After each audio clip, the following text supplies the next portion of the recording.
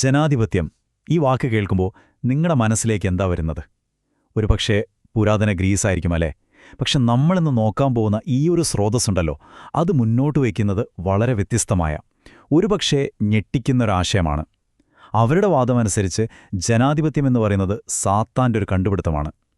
എന്തുകൊണ്ടാണ് അങ്ങനെ പറയുന്നത്? നമുക്കിതിൻ്റെ ഉള്ളിലേക്ക് നിറങ്ങിച്ചെല്ലാം. അപ്പോ ഈ സ്രോതസ്സ് കാര്യങ്ങൾ ഒട്ടും വളച്ചു കിട്ടില്ലാതെ നേരെയാണ് പറയുന്നത്. നോക്കൂ, അവൻ ജനാധിപത്യം കണ്ടുപിടിക്കുന്നു. ഇതൊരു വെറും പറച്ചിലല്ല. അവരുടെ വാദമനുസരിച്ച് മനുഷ്യരാശിയെ മൊത്തത്തിൽ കുടുക്കാൻ വേണ്ടിയുള്ളൊരു വലിയ പദ്ധതിയുടെ അതിൻ്റെ ആദ്യത്തെ പടിയാണിത്. അതായത് ചുരുക്കി പറഞ്ഞാൽ ഇതങ്ങനെ യാദൃച്ഛികമായി സംഭവിച്ച ഒന്നല്ല.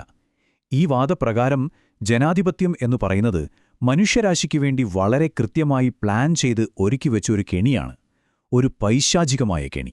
ശരി, അപ്പോൾ സ്വാഭാവികമായും നമ്മുടെയൊക്കെ മനസ്സിൽ ഒരു ചോദ്യം വരും, അല്ലേ? എന്തിനാണ് ഇങ്ങനെയൊരു കെണി? എന്തായിരിക്കും ഇതിന്റെ പിന്നിലെ ഉദ്ദേശ്യം? ആ ചോദ്യത്തിനുള്ള ഉത്തരം കിട്ടണമെങ്കിൽ ഈ കെണി ശരിക്കും എങ്ങനെയാണ് പ്രവർത്തിക്കുന്നത് എന്ന് നമ്മൾ ആദ്യം മനസ്സിലാക്കണം. അപ്പോൾ ഈ കെണിയുടെ ഏറ്റവും പ്രധാനപ്പെട്ട ഭാഗം, അതിൻ്റെ കേന്ദ്രബിന്ദു എന്ന് പറയുന്നത് തെരഞ്ഞെടുപ്പ് അഥവാ ചോയ്സ് എന്ന ആശയമാണ്.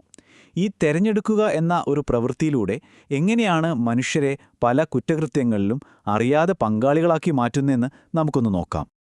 ഓക്കെ, അപ്പോൾ ഈ കെണി എങ്ങനെയാണ് പ്രവർത്തിക്കുന്നതെന്ന് നോക്കാം. ഇതിനൊരു 4 ഘട്ടങ്ങളുണ്ട്. ഒന്നാമത്തെ ഘട്ടം, സ്ഥാനാർത്ഥികളെ അവതരിപ്പിക്കുന്നു. അതായത് നിങ്ങൾക്ക് മുന്നിൽ തെരഞ്ഞെടുപ്പുകൾ വയ്ക്കുന്നു.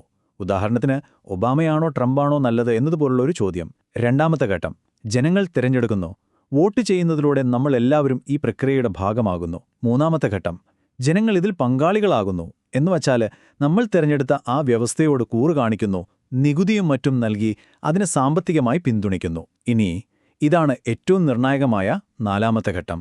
ഈ പങ്കാളിത്തത്തിലൂടെ ആ വ്യവസ്ഥിതി ചെയ്യുന്ന എല്ലാ തെറ്റുകളിലും കുറ്റങ്ങളിലും നമ്മൾ കൂടി ഉത്തരവാദികളായി മാറുന്നു. നമ്മളും അതിന്റെ ഭാഗമായി തീരുന്നു. അപ്പോൾ ഇതിന്റെ എല്ലാം അവസാനം എന്ത് സംഭവിക്കും? ഈ സ്രോതസ്സിൽ പറയുന്ന ആ വാചകം തന്നെ നോക്കൂ. അതിനുശേഷം അവർക്ക് യാതൊരു ഒഴികഴിവും പറയാൻ കഴിയില്ല. അതായത് പിന്നീട് ഞാൻ ഒന്നും അറിഞ്ഞില്ല, ഞാൻ നിരപരാധിയാണ് എന്നൊന്നും പറയാൻ ഒരു അവസരം പോലും ബാക്കി വയ്ക്കാതിരിക്കുക. അതാണ് ഇതിന്റെ ലക്ഷ്യം. ഇവിടെയാണ് കാര്യങ്ങൾ രസകരമാവുന്നത്.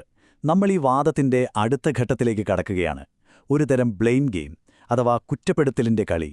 യഥാർത്ഥത്തിൽ ഇതിന്റെയൊക്കെ ഉത്തരവാദിത്തമാർക്കാണ്? ഈ സിസ്റ്റം എങ്ങനെയാണ് മുഴുവൻ കുറ്റവും മനുഷ്യന്റെ തലയിൽ തന്നെ കൊണ്ടുവെക്കുന്നത് എന്ന് നമുക്ക് നോക്കാം. ഈ ഒരു താരതമ്യം നോക്കിയാൽ സംഭവം വളരെ ക്ലിയറാകും. ആരാണ് ഉത്തരവാദി? ഒരു വശത്ത് സാത്താന്റെ വാദം, ഹേയ്, ഞാൻ സ്ഥാനാർത്ഥികളെ നിങ്ങളുടെ മുന്നിൽ വെക്കുകയേ ചെയ്തിട്ടുള്ളൂ, ഞാൻ നിരപരാധിയാണ്, ഞാൻ വെറുമൊരു പ്രോസിക്യൂട്ടർ മാത്രമാണ്. അതേസമയം മറുവശത്ത് മനുഷ്യരോട് പറയുന്നതെന്താണ്? നിങ്ങളാണ് അവരെ തിരഞ്ഞെടുത്തത്, നിങ്ങളാണ് ആ കുറ്റകൃത്യങ്ങൾക്ക് പണം നൽകിയത്, അതുകൊണ്ട് എല്ലാ കുറ്റവും നിങ്ങൾക്കാണ്. അപ്പോൾ ഈ പ്രോസിക്യൂട്ടർ എന്ന് സ്വയം നിൽക്കുന്നയാളുടെ യഥാർത്ഥ ലക്ഷ്യം എന്താണ്? അത് മറ്റൊന്നുമല്ല, മനുഷ്യർ അടിസ്ഥാനപരമായി ചീത്തയാണെന്ന് ദൈവത്തിനു മുന്നിൽ തെളിയിക്കണം. അതിന് വേറെ എവിടെയും തെളിവ് തിരയണ്ട.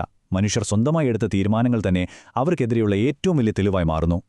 ശരി, അപ്പോൾ ഈ വലിയൊരു നാടകത്തിന്റെ അവസാന ഭാഗത്തേക്ക് നമ്മൾ എത്തുകയാണ്. ഇതിന്റെ അന്തിമവിധി എന്തായിരിക്കും? ഇതിലുൾപ്പെട്ട ഓരോരുത്തർക്കും എന്ത് പ്രത്യാഘാതങ്ങളാണ് നേരിടേണ്ടി വരിക? പക്ഷേ ഇവിടെ വളരെ പ്രധാനപ്പെട്ട ഒരു കാര്യമുണ്ട്. ഈ കെണിയൊക്കെ ഒരുക്കുന്നത് സാത്താനാണെങ്കിലും ഈ വാദമനുസരിച്ച് അവന്റെ വിധി ഓൾറെഡി തീരുമാനിക്കപ്പെട്ടതാണ്. അതായത് മനുഷ്യരെ ഈ കെണിയിൽ കൊടുക്കുന്നതുകൊണ്ട് അവനൊന്നും രക്ഷപ്പെടാൻ പോകുന്നില്ല. ദൈവത്തിനെതിരായി പ്രവർത്തിച്ചതിന് അവൻ എന്തായാലും ശിക്ഷിക്കപ്പെടും, അത് ഉറപ്പാണ്. അപ്പോൾ അവസാനമായി ആരൊക്കെയാണ് ഇതിന് കണക്ക് പറയേണ്ടി വരിക? ഈ സ്രോതസ്സ് പറയുന്നത് 3 കൂട്ടരുടെ കാര്യമാണ്. 1, സാത്താൻ തന്നെ. 2, അവനുണ്ടാക്കിയ ഈ വ്യവസ്ഥിതി. പിന്നെ ഒരു പക്ഷേ ഏറ്റവും പ്രധാനപ്പെട്ടത്, ഈ വ്യവസ്ഥിതിയെ പിന്തുണയ്ക്കുന്ന എല്ലാവരും. ഈ ഒരു ഉദ്ധരണി നോക്കൂ, അത് കാര്യങ്ങൾ ഒന്നുകൂടി ഉറപ്പിച്ചു പറയുന്നു. അവന്റെ വ്യവസ്ഥിതിയെ പിന്തുണയ്ക്കുന്നത് തുടരുന്നവരെല്ലാം അവനോടൊപ്പം ഉയർത്തെഴുന്നേൽപ്പിക്കപ്പെടുകയും അവനോടൊപ്പം വിചാരണ നേരിടുകയും ചെയ്യും. അതായത് ഈ സിസ്റ്റത്തെ സപ്പോർട്ട് ചെയ്യുന്നവർ അതിന്റെ സ്ഥാപകന്റെ കൂടെ തന്നെ വിചാരണ നേരിടേണ്ടി വരും. ഇതാണ് ഈ വാദത്തിലെ ഏറ്റവും ശക്തമായ ഒരവസാന മുന്നറിയിപ്പ്. അപ്പോൾ ഈ ഒരു വിശകലനത്തിന്റെ അവസാനത്തിൽ നമ്മൾ എത്തി നിൽക്കുമ്പോൾ ഒരു വലിയ ചോദ്യം ബാക്കിയാവുകയാണ്. ഈയൊരു ദൈവശാസ്ത്രപരമായ വാദമനുസരിച്ച് നമുക്ക് തെരഞ്ഞെടുക്കാനുള്ള സ്വാതന്ത്ര്യമെന്നത് തന്നെ ഒരു കെണിയാണെങ്കിൽ പിന്നെന്താണ് യഥാർത്ഥ സ്വാതന്ത്ര്യം? ഇതൊരു ആഴത്തിലുള്ള ചോദ്യമാണ്, അല്ലേ? നമുക്കെല്ലാവർക്കും ചിന്തിക്കാൻ വേണ്ടി ഈയൊരു ചോദ്യം ഇവിടെ ബാക്കി വയ്ക്കാം.